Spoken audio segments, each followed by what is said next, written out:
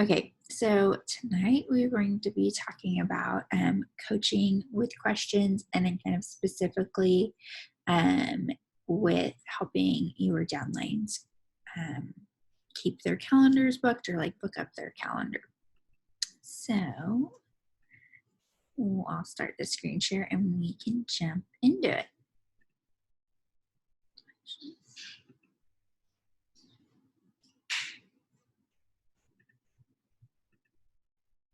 Okay.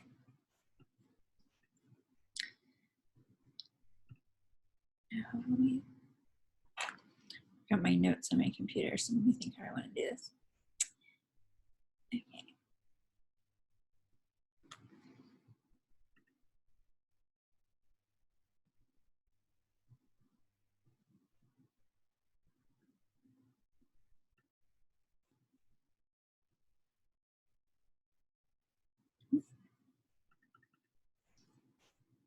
Sorry, guys. Okay, so coaching with questions, helping our downlines to book up their calendars. And if you are curious what Artful Agenda looks like, this is it, one empty one. Okay, and so just kind of four keys, four things that we're going to be looking at with doing this. So number one, being a detective. Number two, using questions in our coaching. Number three, working on the real issue. And number four, investing time for growth. So first thing, be a detective, dig.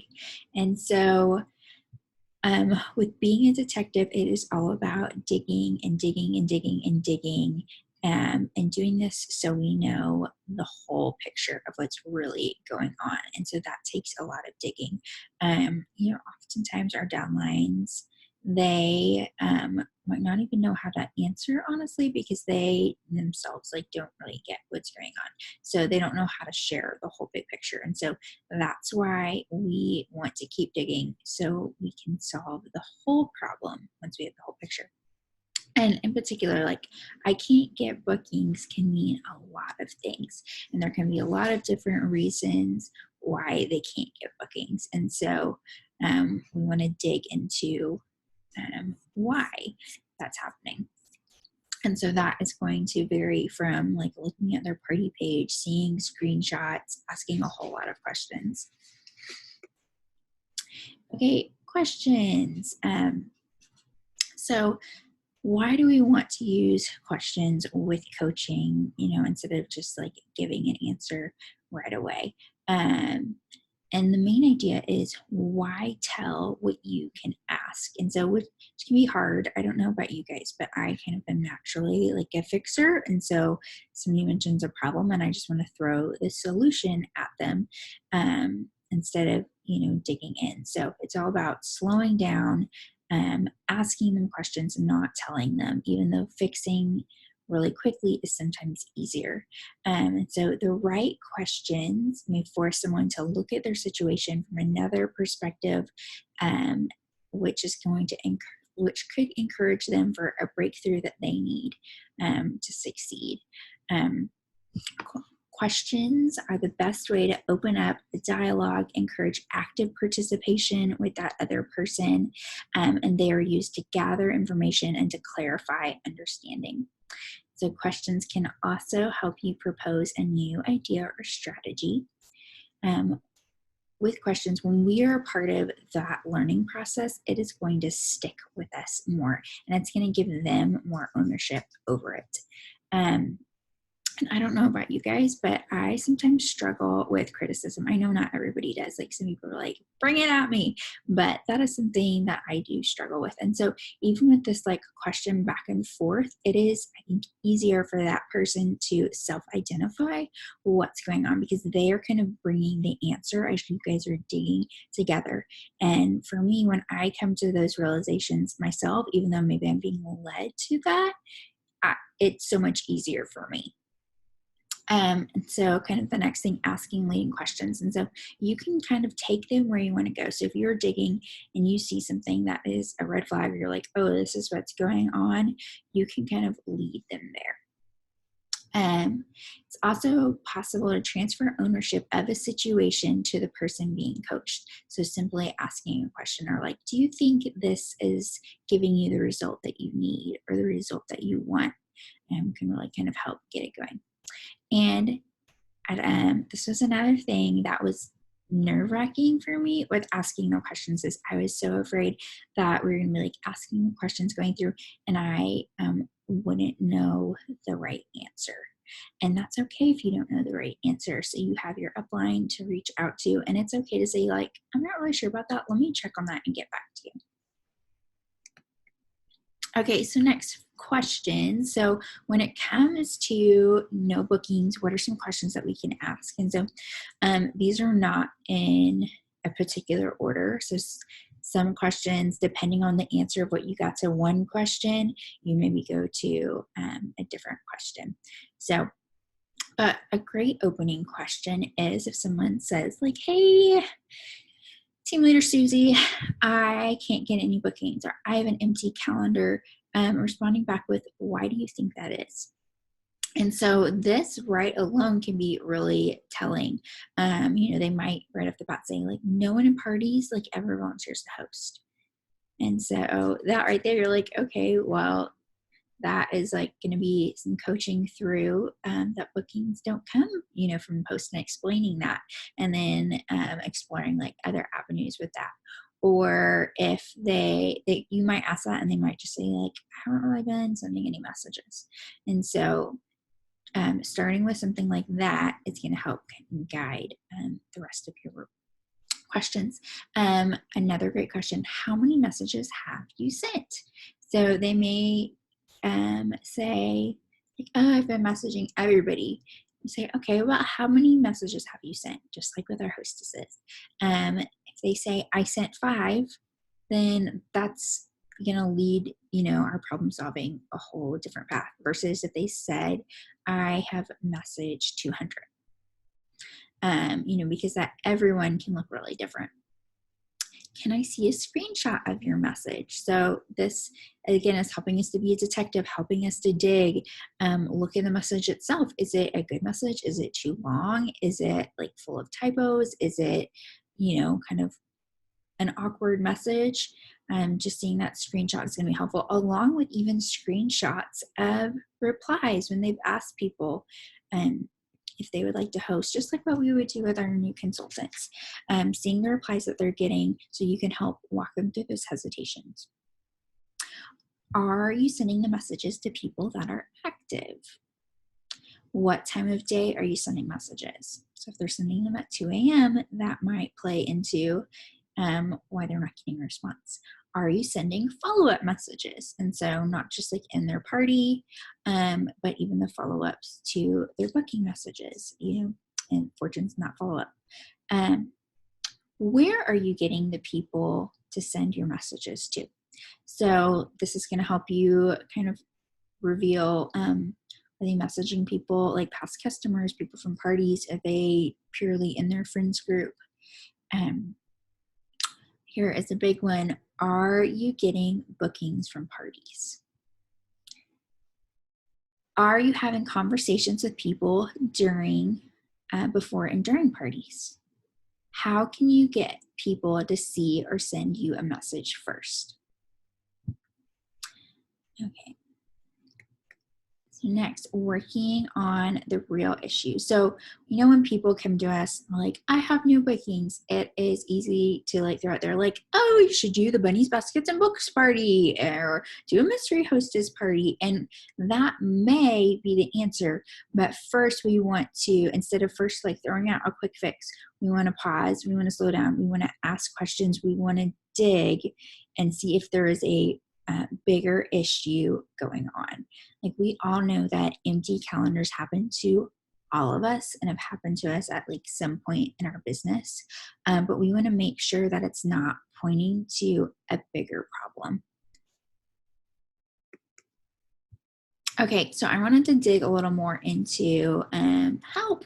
I'm not getting parties from parties. So I think this is a really important one because we know that people are most likely to book a party from a party. And so versus like a cold booking message. So this is an important skill that we really want our downlines to learn, and us as leaders to be looking for things that are going to help them get those bookings. So this actually is a screenshot of a party. So a downline today, we were doing a coaching call, and she's been struggling with having an empty calendar. And so she just did a party the other night and was saying, you know, it's kind of like lackluster results and only 2 people showed up live. And so I asked her to add me to her party page. And so as I started looking at it, like right off the bat, I'm sure all of you guys are going to notice this too. I noticed this RSVP count. And so I already know, like, okay, I want to ask her about that. And, you know, like, how's the hostess? Like, how's the hostess coaching going? And so as I'm scrolling through the party page, like, what are we looking at? So looking at party interaction, is there comments on posts? Is her hostess commenting? Things like that. Are there multiple ways to connect with the consultant in the party? How is the ages and interest post going? Was there tagging on that? Was there tagging on the 15-minute reminder? Screenshots of follow-up messages. And so again, this is a glance at that same party page. And one of the things I just quickly notice as I'm scrolling through is this is her welcome post.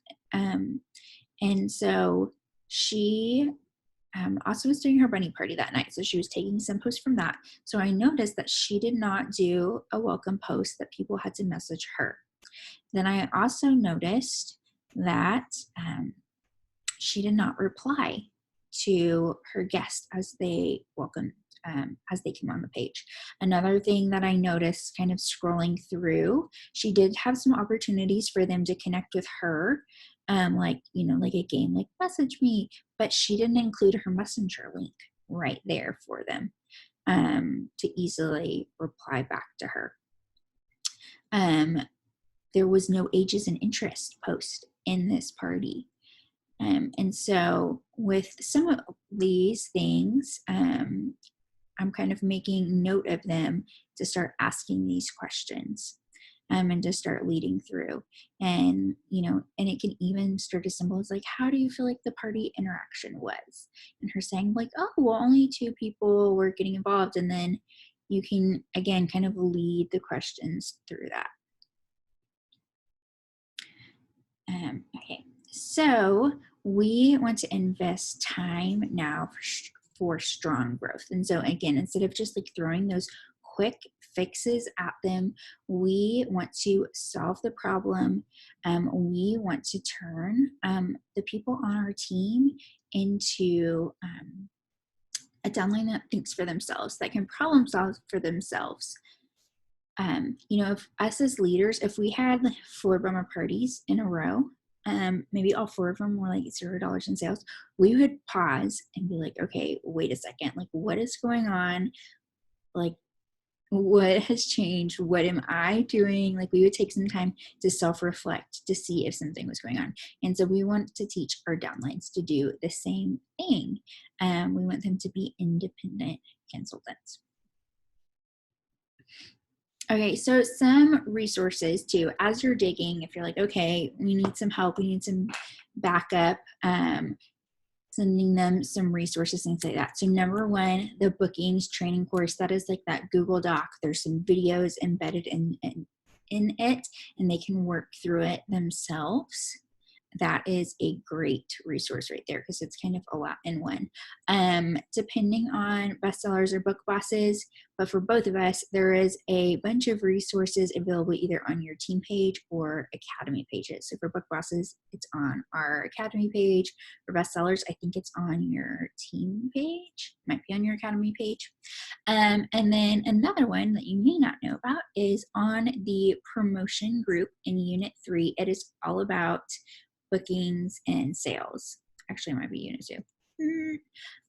Either way, there is a unit with a bunch of videos, additional resources, things like that. So if you're needing to find like a video to send to them about a certain topic, things like that, you can send it right there. Okay, so I'm going to stop my screen share.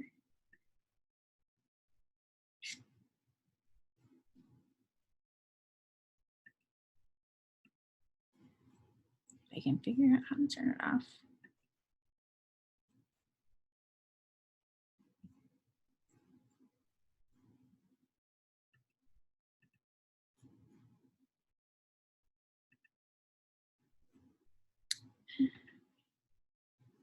Okay, there we go.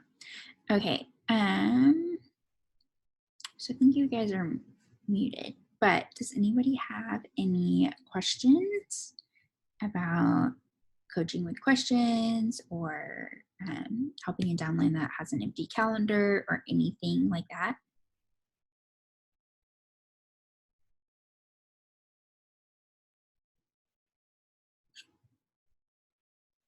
You guys are very quiet this evening. Okay, well, if you guys don't have any questions or want to dive in deeper with anything, I will let you guys go. But I hope that helped you guys and just encouraged you all to like pause, stop, ask questions. And even too, if you don't like even know like where you're going with it, it's like I feel like you're like, well, why do you think that? Why do you think that? And like buy yourself some time too. Or if you get stuck on something that you don't know, like maybe it's like leading some way and you're like, okay, I don't really know to go from here. Like it's okay to, you know, grab your upline and say, hey, can you help me with this? Or like she's like, we're starting to unpack this and she's struggling with this. How can you help me? Ashley wants to know how to encourage sending screenshots of messages. I've asked several times and they just won't send them.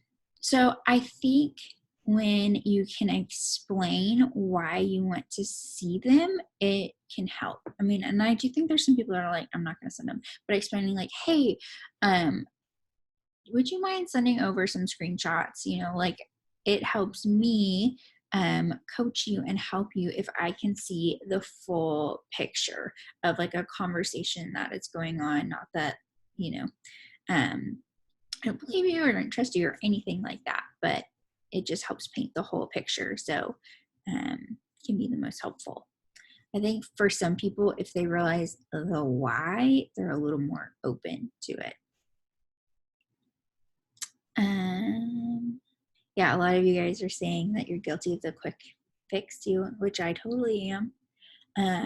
Like even as I was like doing the screenshots from today, I was like reflecting on my own coaching call on like the times that I did maybe even like throw out the answer for her instead of even giving her a chance, you know, to respond. Like some of those, it can be an easy like, hey, I think you should just put the messenger link here. That didn't need to be a question, but there were some opportunities in there that I could have led her to a question instead of throwing the quick fix.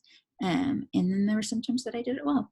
And so that's okay if, you know, you're continuing to grow in this and you don't do it perfect. Maybe you haven't in the past. Doesn't mean that you can't, you know, grow in this more. Okay, so last call for questions and then I'll let you guys go.